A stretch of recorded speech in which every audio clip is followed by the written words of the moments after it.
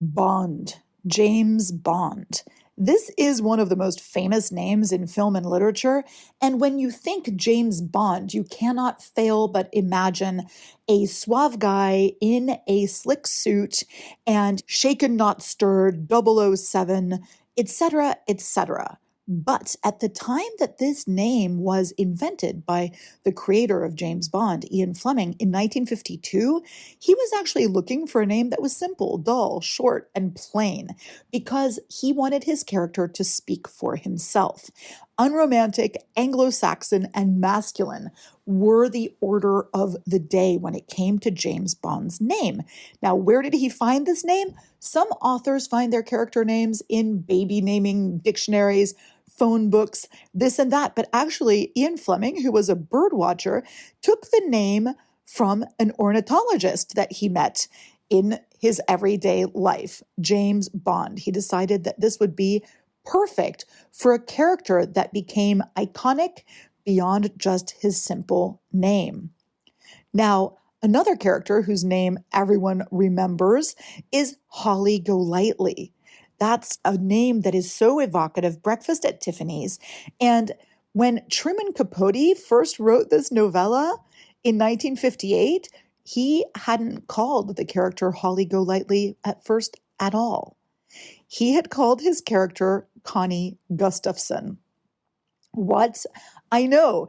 Anyone who's either read the novella or watched the movie, especially with wonderful Audrey Hepburn playing the role, so effervescent, so perfect, right? She's prickly but light. What a great name, Holly Golightly. The instances of Connie throughout the novella were scratched out in red by Truman Capote right before the novella went to print. So he had a change of heart, a sudden one, regarding the name of his heroine, and I think that made all the difference. Can you imagine Breakfast at Tiffany's with Connie Gustafson? Neither can I. And this is really important too. When you come up with a character name, you are allowed to have a change of heart. And unlike Truman Capote, who had to go in with the red pen on the manuscript, we have a little thing called find and replace. And that actually makes our life so much easier. Other names, Holden Caulfield, Sherlock Holmes, Hermione Granger. All of these names are so famous to us now because I think they were well chosen. And you might be thinking, is this some kind of an accident? Because also Hermione's original surname was Puckle. Imagine that. Yeah, I know. She doesn't look like a puckle to me, but J.K. Rowling changed that too at some point in her writing, and the name Hermione was actually taken from a Shakespeare play, The Winter's Tale. Now, here's a funny story. I have to admit this. I had not watched The Winter's Tale, and so I was reading Hermione at first as Hermione, and it was really bothering me because I'm like, this is such a weird name. And finally, I went and looked it up. And Hermione doesn't really describe the characters so much as showing what kind of characters her parents are, right? Two professional dentists who think they're more clever than they are, right? And that's such a great way of delving deeper into the character. So in this episode of the How to Be an Author podcast, I thought it would be really fun to talk about character names. If you're a writer dreaming of becoming a successful author, join me, writing coach Karena Akhavein, on the How to Be an Author podcast, your weekly source for writing information, inspiration, and motivation. Many of us start thinking about character names at the very beginning of our story. And if you don't do this, that's fine too. But I think that the name of our characters for us carries this huge weight. And sometimes when we're stuck with writing or we're stuck with character descriptions, coming up with the perfect name for the character actually really helps us to delve more into the psychology of the character. And it helps to make the story more immersive. I know that with one of my recent books, my character's first name is Constance, and it's kind of a joke because she has severe ADHD and she's always jumping around everywhere. And I thought this was really fun, and that helped me to actually develop this character of Constance a little bit more. And also, it's kind of an old-fashioned name, so it tells you what kind of background she has. And then in some of my books, and some of your books, no doubt, your characters' names can be symbolic. They can have meaning. And sometimes you don't want it to be too on the nose, right? So let's talk in this episode about the art and the science of creating compelling character names that will captivate your reader and also be a powerful tool for you that enhances your character development and forges this indelible connection between you and your audience. Let's dive right in. Welcome to the How to Be an Author podcast. I'm so happy you're here. We are talking about character names. So in this episode, we're going to be talking about things like character development and how it aligns with your name. We're going to be talking about cultural context, pronunciation and readability, like that Hermione thing, uniqueness versus familiarity, symbolism, gender and age appropriateness, avoiding stereotypes, and getting feedback on your names that you've chosen. So let's delve into this question a little bit more. Before you're even thinking about names, I would say that you want to start thinking about who your characters are. Think about things like their personality traits, their background, their motivations, how they evolve throughout the story. Your name can have a little bit of foreshadowing in it. Understanding all these aspects is going to provide a really good foundation for you when you're choosing a name that aligns with and enhances your character's identity. So think about things like meaning of names. So I mentioned my character Constance, right? She's not, though, which is funny. You can have a character named, for example, Serena. That's a name from the Latin that means calm, right? It can mean fluid and adaptable. So that's kind of interesting. You can have a name Augustus that gives you some stature for the name. Or you can have a name like curt. Maybe the person is a little bit curt in the way he speaks to people. So all of those things are fun, and you can brainstorm and write down all these possible names, but then I want you to make sure that you're really understanding what the meaning of the name is in most common cultures that people would be familiar with who are reading your books, because cultural symbolism is super important. So when you've got the meaning of the name, like let's say the name means something that has to do with water. Your character's name is Marina, And so other than just thinking, okay, what does this mean literally? Think also about the connection of water to mystical or elemental forces, or are there magical elements in this narrative? This and that. That could be another aspect of it. Also, you can think of wordplay and puns. This creates a touch of humor. Try not to make it too ridiculous depending on your genre, but you can definitely have fun with the ironic names where people can joke, like your character can say that their parents have an evil sense of humor. You can also have these historical references. And when I mean historical reference, this can be actually history at large, or it could be some kind of a family lineage aspect. So one of my characters in an upcoming book of mine, she is Penny, but Penny is short for Spencer. And this is actually a big clue to her family history. You'll have to read the book to find out what that is, but family lineage, and also how much a character cares about their family lineage can be something that impacts what they think the expectations of them are, what their expectations are, etc., etc. And then, of course, you've got the foreshadowing name, nature and element names, and even, and this could be going a little bit far, but numerology. If you care about numerology and your readers do too, you can definitely be playing with this. Be thinking allegorical names. Be thinking sensory associations, like the sound and the feel of the name. You've got some names that feel round. You've got some names that feel prickly. You've got some names that feel sensuous. So it's really important to think about all of these things. But once you've come up with a long list of brainstormed names that you have, or if you've fallen in love with a single name, make sure that you research the cultural context. What's the cultural setting of your story? Names often carry cultural significance. And when you're choosing a name, it needs to be appropriate to the time and place of your book, even if it's a fictional world. You want it to feel authentic and you want it to feel like it fits into the language of your world and the culture of your world. I have seen lots of my writers as a writing coach.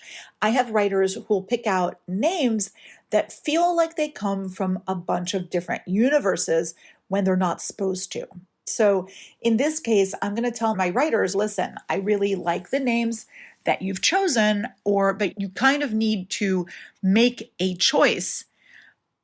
Choose the name you like best, and then make the other names resonate truthfully within the cultural context that you have established. That's really important. So here's some steps that you might want to take. Research the cultural setting. Really immerse yourself in it. Even if this is a fictional world, you're basing it on something. So understand what the naming conventions are going to be in your world. What are the linguistic nuances, et cetera, et cetera. Now, if you're writing a historic novel or something that happens in a real place, your study of the culture and the history and the geography is going to be all the more important. Pay attention to the language of your world's phonetics and sound patterns. Names need to fit into the linguistic style of the culture because they need to sound natural and authentic to the native speakers of that culture. And it can be pretty subtle the way you do this, but really make sure that you don't have this culture where all of a sudden you have a name that's going to stand out if your character's not meant to stand out through their name or their background. Think of regional variations. If you're writing a story, think about, is my name going to be pronounced differently? Or maybe there's a different naming tradition. You would or wouldn't give a child that name. Like in the South, you've got lots of last names as first names.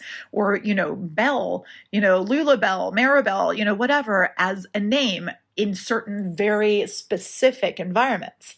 Think about the structure of given names and surnames. These can be different depending on the cultural framework. And also, if your story is involving a fictional culture, you can totally invent meanings for them and mention these in your book without doing any info dumping, but you can definitely tie it into the cultural values, geography, historical events in your culture.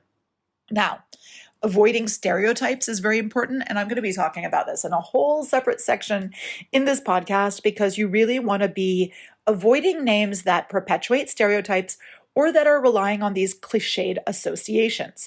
So if I see another wealthy girl named Muffy, it happens, but unless you want it to be a real shortcut, showcase diversity, show some individuality, and be a little bit more expansive in your cultural context. And remember that in any given culture, you've got different backgrounds. You've got different upbringings. You've got people who come from urban environments or rural environments. You've got classes of characters. Maybe somebody's upper class or lower class, or they're from the aristocracy, or they're from a class of warriors and they have different naming conventions. All of these things are going to be really interesting as you come up with character names. And if you're writing about a real culture, try to consult some native speakers. That would be amazing. Just tell them, hey, I've got this character who's like this, this, and this. Right off your head, what would you name them? And you can come up with some really fun names that way. And I think that historical accuracy, if you are writing a period piece, it's going to be really important. You want to research some historical records and texts because names go in and out of fashion. And in some areas, certain names just absolutely didn't exist. So you want to make sure that you're definitely accurate because giving a name that's not accurate is going to whip your reader right out of that suspension of disbelief that you want them to have. Now, what's interesting is there's that whole issue with the name Tiffany, for example.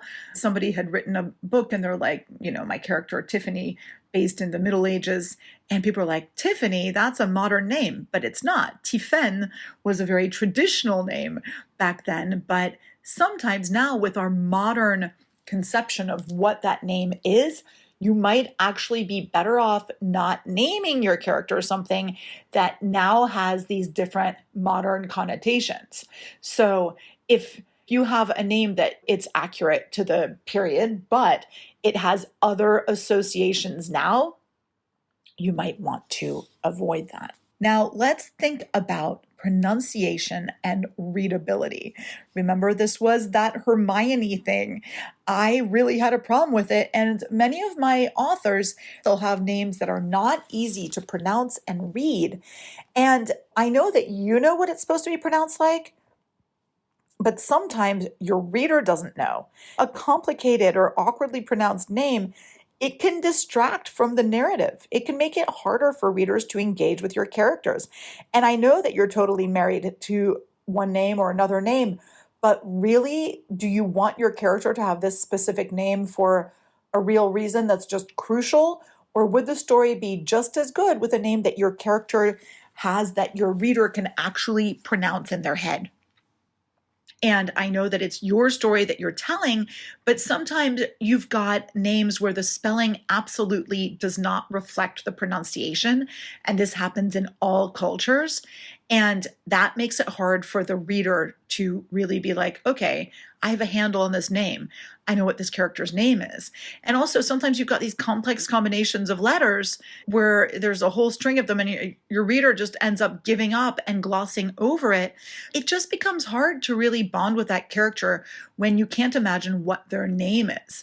And if you look, there are names in literature that are very iconic, very foreign, but they really are easy enough to pronounce. Lord of the Rings, there are a bunch of names like this where they're very iconic and they belong in certain cultures, invented cultures, but they're still easy to pronounce and remember.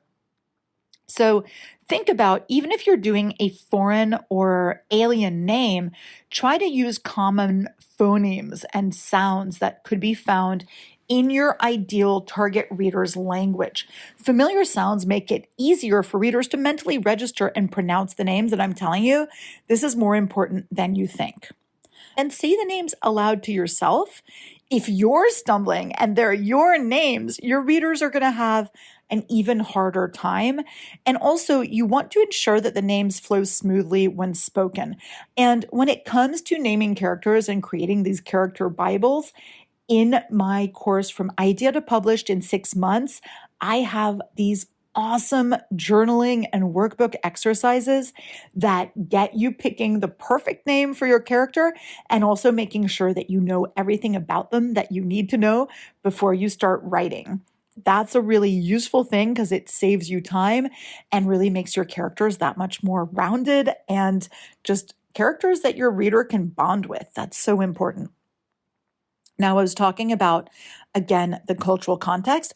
Ask about the readability of your names and the meaning of your names. Again, I mentioned this before. Ask a native person from that culture to tell you whether this name works or not, and ask them about these different pronunciation rules. That can be really useful. And again, beta readers, so worth it, because if you think to yourself and you've convinced yourself that this name is easy to pronounce and it's not, your beta readers are going to tell you. If you've got even 1 or 2 beta readers telling you, like, this name really just confused me, you've got a problem. So forget the emotional connection that you have right now to your name. You want the reader to have an emotional connection, and you don't want to put up blocks in their way. You also want to avoid names that sound similar to common words or phrases. That can be really confusing because you get this like unintentional wordplay and confusion for readers, and that's hard too.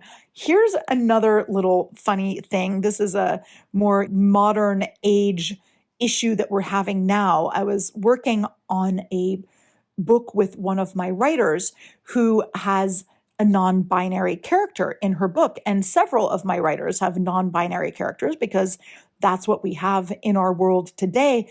And non-binary characters have not really been super common in literature until a few years ago. And now they're becoming more common, but we've got the pronouns and we have the names. And I understand that your non-binary character can have any name you want them to have in principle, but I find that if you give your non-binary character a name that is either super masculine or super feminine, you're going to confuse the reader. And I know that feels unfair and restrictive. And in real life, that should not be a problem. But in a book right now, it is a little bit confusing. So it's just something I want you to be aware of as you're writing these characters.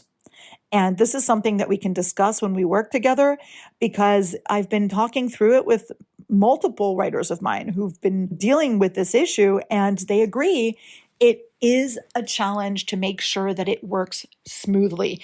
And it's worth putting in the work because we want representation in our books, but we don't want to be throwing up any barriers for the readers. There are many ways to do this, and I think that judicious naming can really help. Also, the pronunciation or nicknames of your characters. If your character's got a name and they have one friend who calls them one nickname, another friend who calls them a play on words with their name, and then their full name is used by their parents and stuff, like, yes, I agree. That's real life, right? We all have different people calling us different things. But this, again, can confuse your reader. And you're probably thinking to yourself, how much of an idiot is my reader? They're not that much of an idiot. You have been delving deep into your book. You know it intimately. Your readers shouldn't be required to do so much work to enjoy your story. Just keep that in mind. And again, it's a choice. You can say, you know what? Too bad. This is important to me. But just know that then maybe there is a trade-off. Here's a fun thing. If you have a name that is super unique and invented and maybe hard to pronounce, you can include in your story a clue as to what the phonetic spelling or, what it rhymes with or whatever. Like, you could come up with a way for your reader to know how to pronounce this name and know how to remember it pretty quickly and then start to understand what it means. And then they feel like, oh, I am now more intimately delving into this story and I really get it now. They kind of feel special once they have solved this mystery of how to pronounce the name. So that can really help, making it more accessible. And also, some people have these different linguistic backgrounds and some things are more or less easy to pronounce for them. Think about easy access for various audiences, but it's a balance, right? There's a balance between creativity and accessibility. You just want to think about the overall reader experience in your book. There's that balance between unique and familiar. You can vary uniqueness across characters, for example. So this is another thing that I tell my writers who have pretty large casts of characters. If you've worked with me for a long time, you also know that I'm like, okay, how many of your characters actually need a name? How many characters you really need? But reserve the really unique names for key characters, distinctive ones with a big role in the story. Supporting characters can have names that are a little easier. And that really makes it easier for your reader to not only know, okay, I can remember all these names because there's just one or two that are super unique and the other ones are easier, but also the super unique name gives the character this special edge, so we know that they're more important in the story. Also, with cultural variation, find unique names within your culture of your story and then balance that with a couple names that are still within that culture, but familiar. You can also think of doing things like combining a familiar first name with an uncommon surname or vice versa. That creates a name that's distinctive but not entirely unfamiliar, which is really helpful as well. And here's something that's really important too, is that each genre has different expectations when it comes to the names you're giving your characters. So fantasy genres sometimes have more unique names, and then you've got contemporary genres that have maybe more familiar names. And then depending on, again, is my book based in a rural setting? Is it based in an urban modern setting? Of course, you've got literary fiction based on everyday life where you come across characters who are diverse. So there will be all these different names. Now, when we're coming up with names with symbolism, I think that this can add so much depth and so many layers to your narrative. You can be providing these subtle clues, you can be resonating with the theme, and it makes your storytelling have, more layers beyond just a basic name. The names can have meanings that reflect your character's personality, traits, or the journey they're on. Maybe a name associated with strength or leadership, or conversely, not, right? You can have names that have cultural or mythological significance. And you can think about the wordplay, clever, humorous, whether it was thought up by the parents or whether a friend is going to point out the play on words. You can have historical references, foreshadowing, as I said, numerology, allegory, and sensory associations. All of these things are great. And when you're giving your character a name that is symbolic like this, keep it subtle. Allow your reader to discover the symbolism rather than explicitly stating it. It becomes a little gift to your reader, right? So you're enriching the narrative without it being too over the top. When it comes to the research you want to be doing, I say definitely research if there's a historical era or geographical location.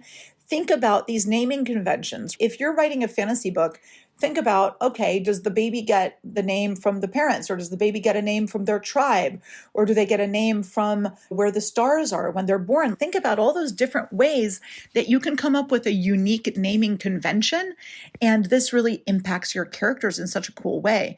But otherwise, look at patterns, look at literature and texts, the language considerations, rituals and traditions, religion, and then, of course, engage a sensitivity reader who's going to tell you, I think that this name is working, or I think it can be problematic. I think it's stereotypical. You don't want a stereotypical name that's going to pigeonhole your character. Archetypes can be effective, but a little bit of creativity goes a long way. So challenge those expectations. There's a balance, right? Your character's an individual, but you don't want to confuse anyone. So let me give you this little cheat sheet for the names. When you're coming up with names for your characters, here are definitely the things that you must remember. Let the names reflect the characters, whether it is ironic or on the nose, whether it's symbolic or sound associated. Think about how that works. Once you've picked a couple names, make sure the name doesn't belong to someone famous. That could be a bit of a disaster. You don't want a character named Britney Spears. And in fact, you might want to avoid names that end in an S, because in terms of doing the possessive and the way it sounds, all of this can be a problem. Use names that fit your period and your geography. Avoid any trendy names. This could really make your book feel like it's stuck in a certain era. Avoid overly weird or bizarre spellings, and avoid characters having names that sound too much the same. This is something that happens many times in my writers' books. I'll be like, hey, you've got these three characters who are, Bram, Stan, and, Fan, and that's not cool because I'm never going to remember who's who. So definitely avoid names that sound too much the same. And sometimes your names, when they're written, look different, but then when you then read it, it sounds too much the same. I had a writer who had about 4 different characters with kind of Highlands Scottish names, but you can only have so many names starting in Mac that sound the same, that then have the next letter being the same, without me getting totally confused as to who's who. Now, I get it that in real life, you can have people named McAllister, McAdams, and McAuliffe, and Macaulay, and these are all very different names, but not in your book. They're not when somebody's reading your book. So again, try not to confuse the reader. And remember those androgynous names that I talked about? Some people will tell you avoid androgynous names. Now, in some contexts, that is useful. I had a writer who had a character named Ricky who was a girl, and yeah, it felt a little confusing. But then if you're writing a non-binary character, stupidly enough, for now, androgynous names might actually help. But have fun with this and tell me, do you pick the names right at the beginning? Do you change the names, and why? I would love to know, because I find this so fascinating, the way in which writers come up with their names, their writing process, and what goes through your mind when you're naming your characters, and what's the favorite name of a character that you've ever come up with. Such a fun subject of conversation for writers to have together. This is one of those things that if you're trying to bond with fellow writers, what a great question. How do you name your characters and why? So that is it. I hope this helped you out if you're coming up with names for your characters. And I look forward to being with you next time on the How to Be an Author podcast.